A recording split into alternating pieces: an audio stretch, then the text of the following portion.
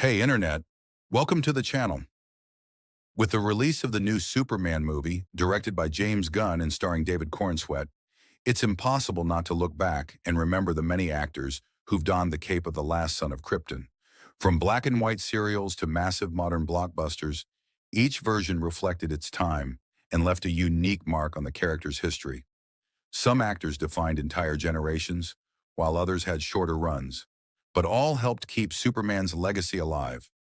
Today, we're diving into the biggest differences between the live-action versions, the hidden details you missed, and the actors who brought him to life. But before we jump in, don't forget to hit that like button, subscribe if you haven't already, and turn on the bell so you never miss a video. We post new content every week. Kirk Allen's Superman made his first live-action appearance in 1948, played by Kirk Allen in a 15-chapter serial. He reprised the role in the 1950 sequel, Atom Man vs. Superman, where he faced off against a villain inspired by Lex Luthor. Surprisingly, Allen wasn't credited in the posters or openings. The studio wanted to preserve the illusion that Superman was real. His flying scenes were created using animation drawn directly onto the film, a common limitation of that era. George Reeves. In 1951, George Reeves starred as the Man of Steel in Superman and the Mole Men, the first feature film based on a DC Comics character. He then brought the hero to TV in Adventures of Superman, airing from 1952 to 1958, alongside Phyllis Coates as Lois Lane. It began in black and white, but after 2 seasons, Superman's iconic red, blue, and yellow costume finally appeared in full color. Christopher Reeve's Superman got a successful reboot in 1978 with Christopher Reeve in the lead. He starred alongside Marlon Brando as Jor-El and Gene Hackman as Lex Luthor. The critically acclaimed film spawned 3 sequels, with Reeve continuing his dual role as Superman and Clark Kent in 1980, 1983, and 1987's Superman 4, The Quest for Peace. John Hames Newton played a young Clark Kent in the first season of Superboy, 1988 to 1989, which focused on Superman's college years.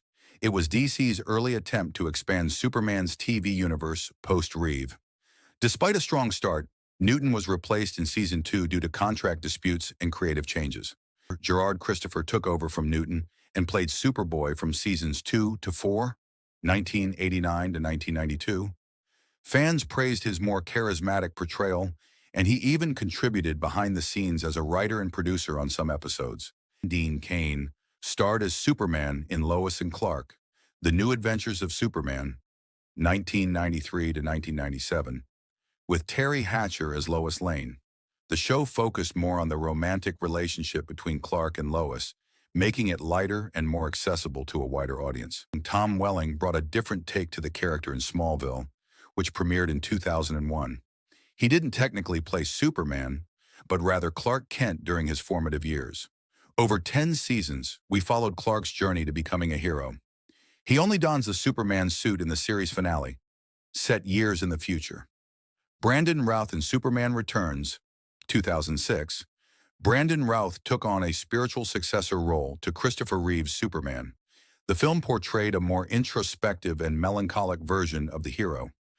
Though reviews were mixed, Routh's performance was well received. He later returned in The Crisis on Infinite Earths, Arrowverse crossover, playing a more seasoned Superman inspired by Kingdom Come. Ben Affleck. A bit of a cheat here, Ben Affleck didn't play Superman per se, but he portrayed George Reeves, the 1950s Superman actor, in Hollywoodland, 2006. The film explores Reeves's life and mysterious death. Affleck's performance earned him a Golden Globe nomination. Henry Cavill made history as the first non-American actor to play Superman in Man of Steel, 2013. The British actor returned in Batman vs. Superman, Dawn of Justice, 2016, Justice League, and Black Adam. His Superman was part of a larger DC universe and marked a more grounded, serious take on the character. Tyler Hoechlin first appearing in Supergirl, 2016. Tyler Hoechlin later headlined Superman and Lois, 2021. The show, though initially part of the Arrowverse, was later established as its own universe. It explored Superman as a father of two teens, offering a fresh take on the character's life and legacy. David Corenswet. David Corenswet is the newest actor to wear the cape, starring in James Gunn's upcoming Superman film, which kickstarts the new DCU. Previously seen in Netflix's The Politician in Hollywood, Corenswet brings a fresh yet classic vibe to the role. He even got advice from past Supermen like Cavill, Routh, and Hoechlin, which he described as very special conversations. With so many characters, cameos, and twists, James Gunn's new Superman film left fans thrilled and a bit confused. The DCU kicks off in full swing with an established universe where heroes and villains have existed for years. As a result, the movie is packed with references that even die-hard fans might have missed. So if you've seen the film and want to dive deeper, or just love spotting Easter eggs, we've gathered 10 references you may have missed. Spoilers ahead, of course.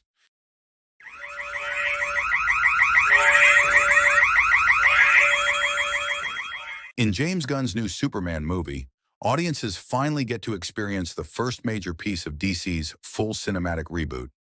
Starring David Corenswet, the film takes a lighter, more hopeful approach, one that stays truer to Superman's comic book roots. Naturally, comparisons to Zack Snyder's Man of Steel are inevitable. These two versions are wildly different in tone, style, character motivations, and even the very universe they live in. One of the most striking contrasts lies in how each version handles Superman's humanity. Henry Cavill's Superman was built up as an almost godlike figure, a messianic savior who changed the course of humanity by merely existing. He was revered, feared, and always felt apart from the world, a tragic, almost untouchable symbol. Corenswet's Superman, on the other hand, is the complete opposite.